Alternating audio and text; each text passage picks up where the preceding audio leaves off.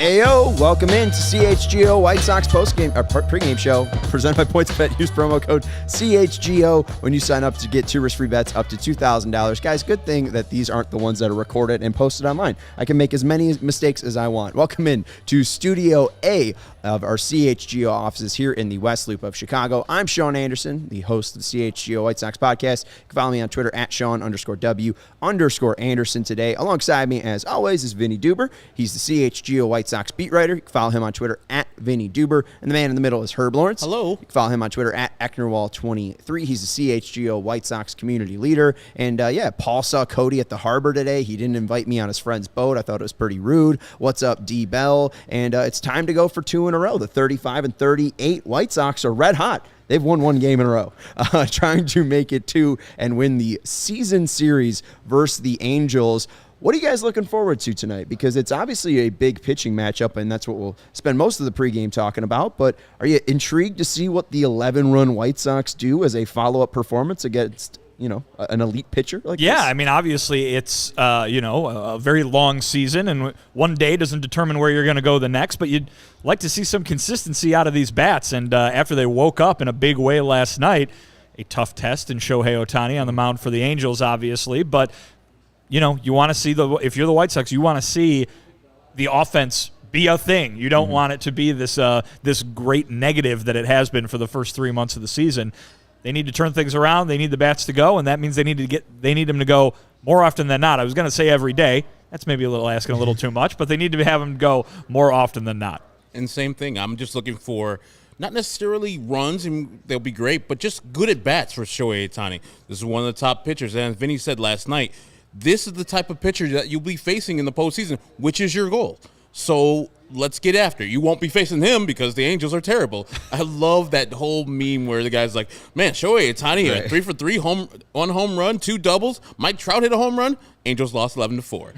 It's like that. Mike Trout's whole career, and now Shohei Ohtani's like, why'd I sign here? What the fuck? Well, we just saw yesterday. I mean, they hit back-to-back home runs, and they lose 11-4. I mean, it's brutal. And the tweet, Shohei Ohtani did something that no one's ever done since 1912. Since Turkey Doubleday.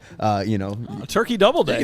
Abner's brother. No, listen. I know you just made up a good old-timey baseball name there. You did a good job. Thank you. I compliment. I like Turkey Doubleday quite a bit. A couple influences there. Yeah. I was thinking turnkey, and then I said turkey. Sure. Turkey. Well, no, there has to be several. You could probably type in turkey on Baseball Reference and get a few guys, I would imagine. Hey, something good just happened in the Cubs game. Or bad.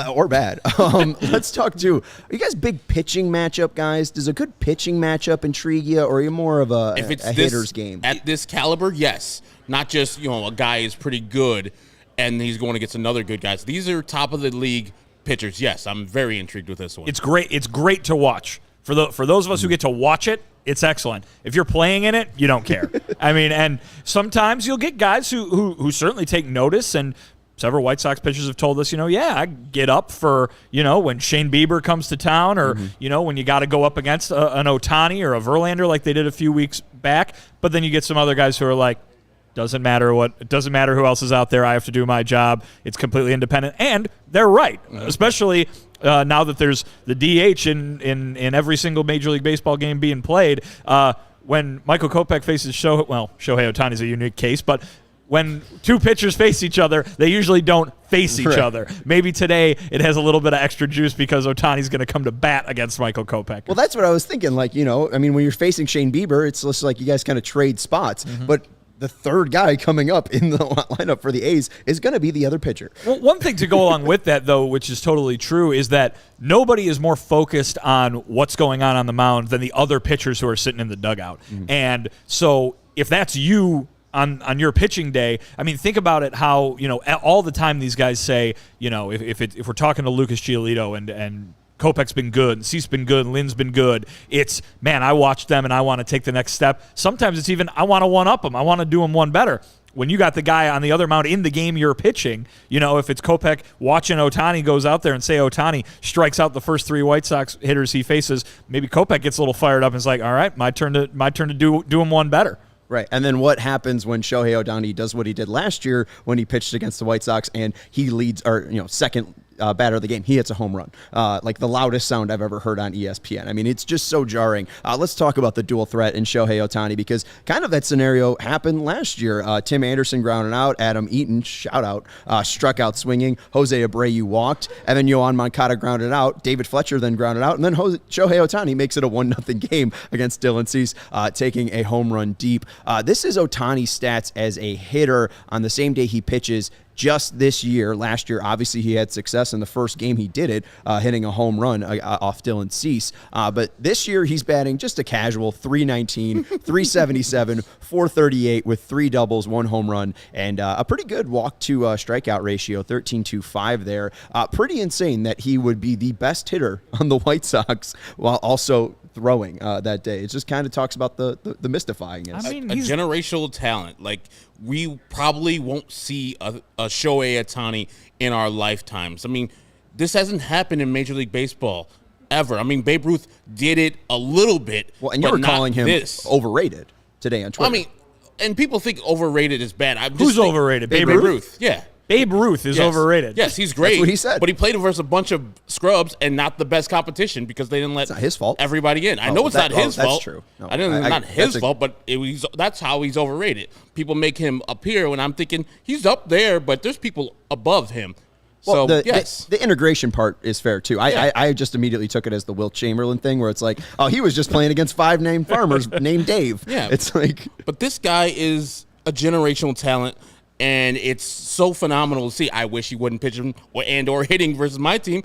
Glad it's only one time this year. So I'm going to sit back and relax and enjoy this game because I know it's few and far between that I get to see this, and especially versus a guy and Michael Kopech, too. I like the matchup of him pitching versus Shohei Ohtani hitting. I want to see that immediately. Well, I mean, they always say, baseball is kind of a regional sport, right? I mean, you watch the games of the team that you root for and that you follow every day, perhaps, but you're not necessarily turning on MLB TV to watch everything that's going on unless you are a rabid fan.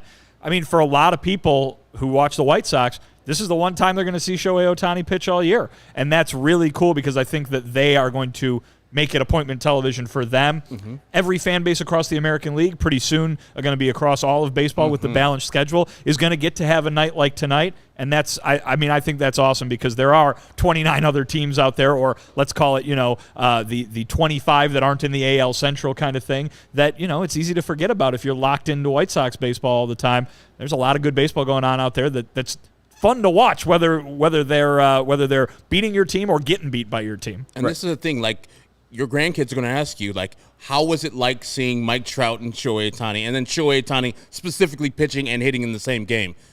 And you get to tell them because you watched it tonight. That's going to be a phenomenal thing. I hope he gets lit up. Well, and I hope so too. But I mean, kind of the point Vinny was saying too. At least do it in style. If you're going to beat my team, do it as a two-way player who's hitting home runs and pitching 8 innings. Ohtani's definitely a guy to watch out for tonight. He'll be the pitcher in his last game against Kansas City. 8 innings, 2 hits, 1 walk, 13 Ks. Absolutely disgusting. And since May, he's made 8 starts, and only one of them didn't go past 6 innings. It was the June 2nd start against the Yankees, of course. 3 innings, 8 hits allowed, 4 earned runs, 1 walk, 2 strikeouts, and 3 home runs. But he's given up, I think it's, if I'm doing my math right, 6 home runs in his past 8 starts, which doesn't sound good for the Chicago White Sox, who are struggling to find power. Let's go to the other bump, Michael Kopech. And actually, let's just bring up the pitching stats. It's the same bump. Yeah. That's true. I don't want to be. Yeah, that's the same bump. Let's look at the pitching stats for both of these guys. Ohtani, 68 and 1/3 inning, 2.90 ERA, 53 hits allowed, 90 Ks in those 68 1/3 innings, and only 16 walks allowed. That was where the White Sox had success in their first time facing Ohtani as a pitcher. He allowed 5 walks in that April 4th start in 2021. He has definitely worked on that and has become a more dominant pitcher. And he's got an ERA plus of 1.36. Michael Kopech on the other end, 62 2/3 inning, a 2.59 ERA, 34 hits allowed, 57 Ks, 29 walks, and an ERA plus of 1.51. And Cole Flitner saying, I like Kopech to throw a no-hitter tonight. Guys, do you like Kopech to throw a no-hitter? Or maybe... No, I do not. Just want to make that prediction now? And your guy, Matthew Cortez, of course, his There he Daily is, Kopech Kopech. no hitter, 5-0. Hey, We're getting 5 off of the worst. The You other say part, it enough times. You say it enough times. like Blind squirrel finds a nut every once in a while. Hey, everyone was like, "Oh, it was 8-3 yesterday." I'm like, guys, the game's not over. The bases are loaded with no outs. the thing I don't agree with the most is the 5-0 over Ohtani. We're getting 5 runs off him. Awesome, and the bullpen comes on, and definitely we're getting 5 runs off of them. But this is a great game for Michael Kopech to prove himself again. Like, he faced the Yankees twice. He's faced other teams. He had that tough start in Toronto where he had like 9 days off. Now he's got full rest. He's ready to pitch. I think the only thing that I worry about Michael Kopech is control.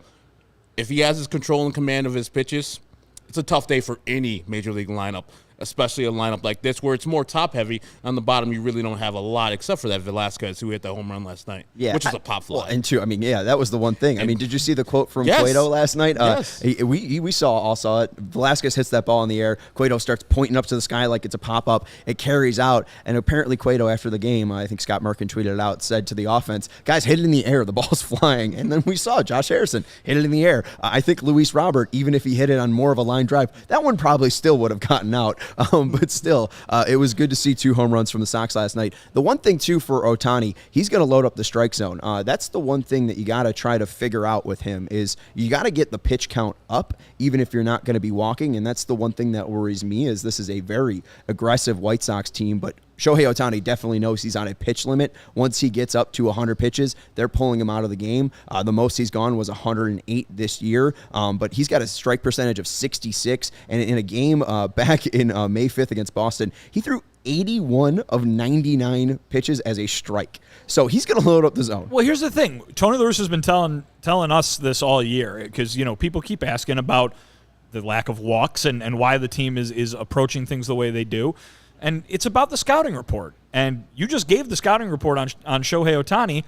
They're not gonna be trying to take walks tonight. They're gonna be swinging. They're gonna be swinging away. They're gonna be doing it early in the count because if you go up there trying to take a walk when the pitcher's not gonna give you a walk, you're gonna put yourself at a disadvantage right away because he's gonna throw you 2 strikes on the first 2 pitches. You got to be able to know, hey, if he's going to put it in the zone, nothing wrong with swinging at that first pitch because you got to be able to hit it. Now, you want to find your pitch, obviously, but look what Tim Anderson does. He knows that a strike is going to come to him in that leadoff, as the leadoff man. How many times has he taken that first pitch and just boom, right to right field? The entire White Sox lineup might be looking for that kind of thing tonight because, as you just described, Shohei Ohtani's not throwing a lot of balls. Right. Yeah. And 2, I mean, there's nothing really where you could beat him. Like it's he's not throwing balls, and also the stuff is just elite. Like he's got probably the best split finger fastball, maybe outside of Kevin Gausman in the league. His slider is next level. It's got a run value of -8 this year, which is near the top of the league. And his 4-seamer, just casual, 97 miles per hour. I mean, this is a guy that has 3 pitches, can find the zone with it. I always worry about control pitchers and guys that can locate his pitches. Well, he can locate, and the stuff's elite. So I mean, it's they got their work cut out for them tonight, truly, with Ohtani. And the thing is, I feel kind of good about the White Sox going against them because versus elite pitchers this year, they've done well. Martin Perez, who is a lefty, granted, they did well versus them. I think they got 7 earned runs off him. They crushed Justin Verlander, who at the time was sub-2 ERA, was the front runner for the Cy Young at the time. They saw him really nice. So maybe they raised their level of game as the pitcher gets better. We've seen them lose to a lot of also-rans like Daniel Lynch and other players and the whole Orioles pitching staff. They look bad. But maybe they raise their game when they see a guy out across the mound and they say, okay, that guy is a top-level pitcher. Let's raise our game up a little bit. Well, and listen, we have, deservingly so, been praising Shohei Ohtani. You just showed the numbers there. Michael Kopech's got a better ERA plus. Michael Kopech's been really damn good this year. And, this is a guy who is going to give the Angels fits. I mean, that Angels lineup, you think you thought at times with all the injuries that the White Sox have had, you've gotten past the number 4, number 5 spot in the lineup, and you've gone, this is not very confidence-inspiring. That's what the Angels are running out every day right now. And certainly Michael Kopech should be able to have some success against this Angels lineup. He has been fantastic. And, there's been a few bumps in the road, obviously, certainly some earlier this month. But he is, we were talking about yesterday or the other day about potential all-stars for the White Sox. he's got to be in the conversation at least. Absolutely. If he has a great outing tonight, it's just going to help his chances getting onto that squad. You talk about the bump, you could just say the cyst in the road, because that's what he was dealing with. I don't want to hear about that anymore. That was disgusting. Mighty Mike, since dealing with his leg injury, to be sanitary for Vinny. Thank you. 11 innings pitched, 10 hits allowed, 7 earned runs, 5 walks, and 6 Ks. 2 home runs, so he hasn't been the sharpest, a 5.73 ERA in his past 2 games since coming off of that injury that he had in the first inning against Texas. Are you concerned, though, Herb? Because like Vinny said, the offense really outside of Trout and Ohtani is pretty non-existent for the Angels right now. Not concerned at all. I mean, any Major League lineup is formidable, but this one is not as stacked as the Yankees, which he set down pretty easily both times he faced them. Would he give up 1 hit each of those games? Mm-hmm. So, yeah, if Michael Kopech can go against those guys, and as Vinny says, he sees Shohei Ohtani go out and do his thing in the first inning, that's only going to hype him up. It's going to make him feel better. I mean, I recall the story of him going against Patrick Mahomes in a high school game where they're just out there dueling because they know that neither is going to give an inch. I think he's a competitor like that. He sees what his own teammates do. He sees what the opponents is doing. It's like, I got you, run up. And also, it is a chance for him to highlight his all-star resume and say, all right, look at this. Beat your best pitcher, beat the Angels. Mike Trout looked silly tonight.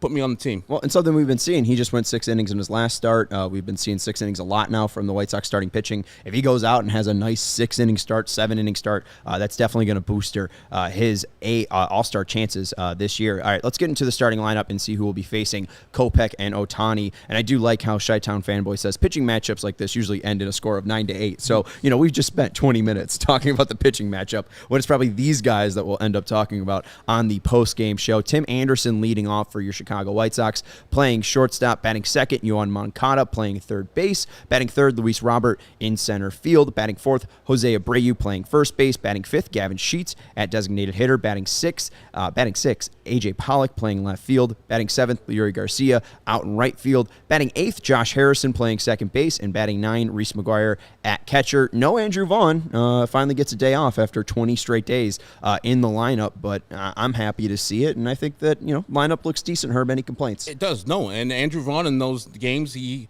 played 19 straight, 321, 380, 407 for almost 800 OPS.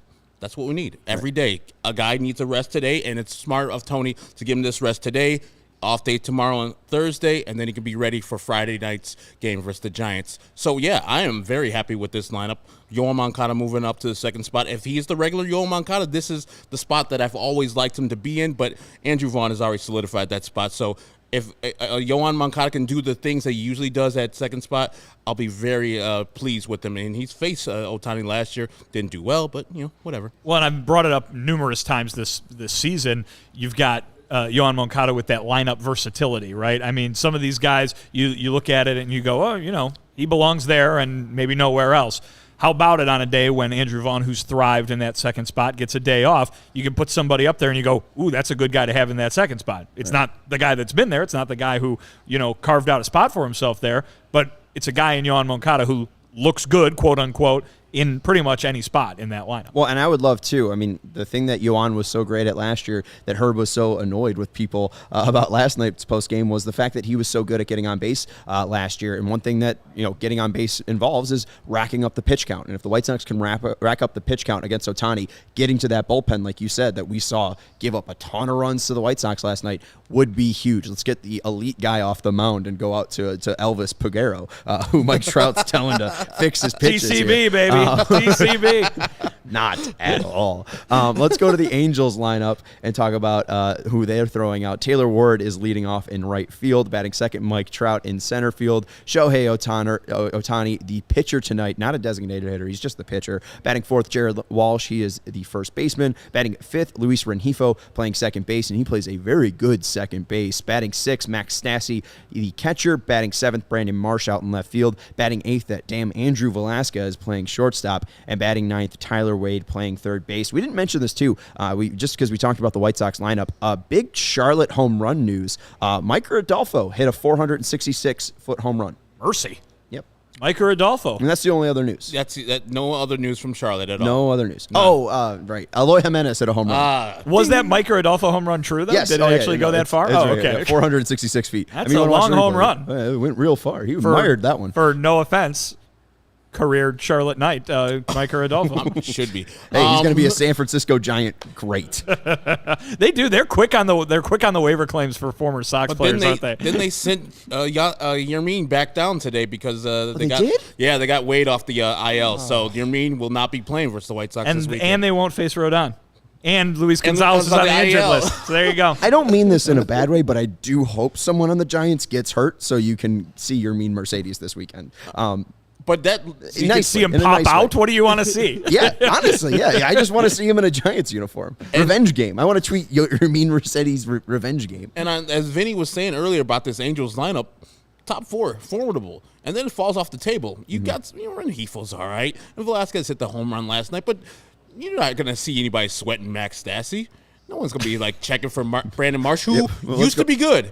Brandon Marsh, former Bears wide receiver, right? Yes. Yeah, love Jay Cutler. No one's that bottom of that lineup, and then former Yankee Wade. No, we're good. Well, so you got. I mean, I'm not resting, and you're not. Michael won't lose focus, but that top of that lineup is the focal point. You need to worry about those guys. If you got the fourth guy up, Walsh. Maybe walk him because you get to run Heath or something like that. But also, I mean, a Max Stassi walk on Monday killed the White Sox. Yes. So I don't know if we should be talking trash. But I'm saying, like, that's why we were so pissed because it's Max Stassi. That's true. Throw the ball with a plate and let Max Stassi do Max Stassi things. This team is 3-3 versus the other sub 500 teams. So I mean, it's not like the guys batting 6, 7, 8, and 9 for the White Sox have been doing good. Even though I think Steve Stone, Josh Harrison has been. Well, I think Steve Stone also said like the 9 hole is like the best in Major League Baseball for the White Sox. So maybe 6, 7, and 8 is the real problem there.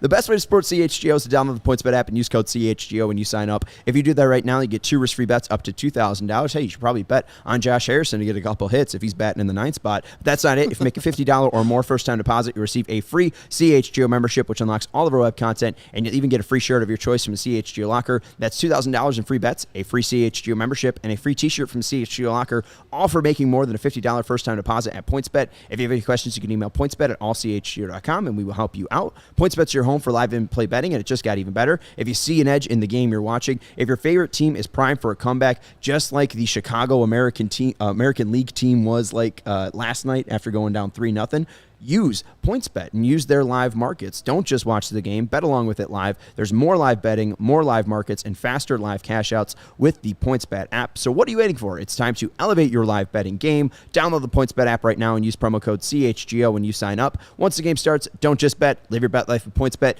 you or someone you know has a gambling problem and wants help, call 1-800-GAMBLER for crisis counseling and referral services. I saw someone, it was like the 5th comment, say score predictions. So they obviously haven't seen our pregames. We do that at the end. Vinny, score, predictions, pick to click to pick. That's what I'm doing right now? Yeah. Oh, I'm going with Jose Abreu because he's really good. Good choice. Yeah. And you also had the 3rd choice, and you're going with the best White Sox. I did. Team, I was happy that he was still on the board. I got kind of a yes. I got kind of put it on the board. Got kind of a Kansas City Chiefs Patrick Mahomes vibe from this draft, to be quite honest with you. I think I stumbled right into this one, but Jose Abreu, really good. How about last night, late in the game, after they already had the huge lead, with the hustle double sliding into second base? I mean, he banged the ball off the wall, but the way it caromed, it required some extra moving to get to second base, and he pulls up and he's like laying there with a big smile on his face. He's like doing a modeling job right there at second base. But listen, this guy is everyday Jose, right? He's Mr. Consistency, so I think I'm going to win because it's Jose Abreu. It's a good choice. It is. Hey, and here's the picker of this is Ryan Pace right here. The guy selecting Mitch Trubisky, a.k.a. King Leary. Stop it, man. This man is much better than Trubisky. King Leary is the longest tenured White Sox. That's true. That's true. He is better than Mitch Trubisky. Yes. That is true. When I doubted him last night, he came through. So I'm going to do the opposite and put the atmosphere, put the words out there in the universe so King Leary can go up to that level like I did with them winning and getting that DVD at the end of the year. Put it out in the atmosphere so it can happen. You got to manifest these things. That's King true. Leary. He's one of the only lefties in the lineup. I'm a switch hitter, him and Yohan. and Gavin. So I think they'll have success tonight versus. I didn't want to pick Yohan 2 times in a row, so I was going to give King Larry a chance to dominate. You keep doing this. You keep doing this motion. And Yeah, you're talking about King. I can only just picture you pulling a Rafiki and just holding Leury Garcia up like this. Oh, I thought he was crowning him. Oh, maybe you were. Is that what you were doing? Like, You're putting the crown on Leury's head? Yeah. I thought you were lifting him up Circle of Lifestyle. Yeah. Mike's in my way. I'm going to go A.J. Pollock. That's the reason why the White Sox went out and got the guy, is because he can hit right-handers. So he's in the lineup. Just had 2 days off. He did end up subbing in for Gavin Sheets last night. But I like our guy A.J. Pollock tonight. Let's see if he can have success tonight against Shohei Ohtani. He's never seen Ohtani in his career. So we'll see if he has success. But that was the big thing with Pollock, is that he can hit left-handers and right-handers just as well, and we've seen him have success against high-velocity fastballs this year as well. So let's go A.J. Pollock. You guys got a score? Predictions? Predictions? Score? It's funny. That sounds like my, in 2 days he will be my nephew. It sounds like my nephew. Every time he ends this thing, it's always at the end. What? Predictions? Score? Congratulations on that. On what? You're 2 days away from now. Oh, yeah. I won't be here to say it. My pending nuptials? Yes. Yeah. They're coming up. Do I have a score prediction for tonight? Sure. I think the White Sox will lose 4-1. I'm with Vinny. 3-1. They're You going to guys lose. stink. We're going 5-0 because Matthew Cortese say it. I'm not saying You're predicting the no hitter. I'm not predicting the no hitter. He would have been my click to pick if he was going to be throwing a no hitter. Sure. I would have gone around the rules about pitchers and would have said Kopech no hitter. But here's a question: 5-0. On a day that Shohei Ohtani pitches, are you allowed to pick him as the click to pick because he also hits? Yeah. But he's the pitcher. Does that not break the rules? But you'd be pitching Ohtani hitter. We need to make our own Ohtani rule. Not that we would ever pick him because he's not on the White Sox. I understand, but 2 years from now. Right. Yeah. I mean, when Matt Davidson returns, we'll make it the Matt Davidson rule. So I could pick Matt Davidson every single game. There you go. That's going to do it for the CHGO White Sox pregame show. I hope you guys enjoyed our scores, our predictions. It was a fun time. And I see you guys, Sox win. Ohtani's not all that from White Sox Tom. Wayne thinks a big Kopech performance. And it says Vinny's going out on a limb there, picking Jose. Picking Jose, right? Yeah. Yeah. I mean, Everyday Jose. You stayed safe with the longest tenured White Sox, Larry Garcia. And when it happens, give him my credit. Give him his credit on Twitter at Ecknerwall23. Give Vinny his credit at Vinnie Duber on Twitter. I'm Sean Anderson. You can follow me on Twitter at Sean_W_Anderson. And you can follow the show on Twitter at CHGO_White Sox. Thank you, Stephen Nicholas, for your production. And we will talk to you after the final out is made, hopefully before the clock strikes midnight. We'll talk to you after the game. Go White Sox.